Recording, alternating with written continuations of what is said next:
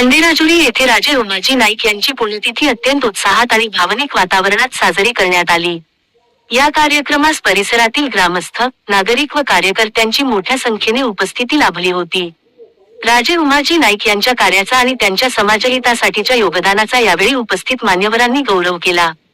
कार्यक्रमप्रसंगी बोलताना तानाजीराव पाटील यांनी राजे उमाजी नाईक यांचे कार्य अत्यंत मोठे व प्रेरणादायी असल्याचे सांगितले।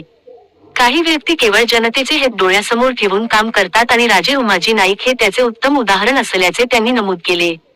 त्यांच्या आचरणातून आणि विचारांतून आपण सर्वांनी प्रेरणा घेत समाजासाठी प्रामाणिकपणे काम करण्याची गरज असल्याचेही त्यांनी सांगितले।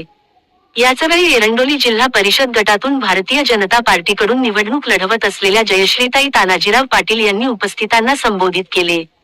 त्यांनी सांगितले की सर्वांनी ठाम भूमिका घेत विकासाच्या पाठीशी उभे राहिले पाहिजे।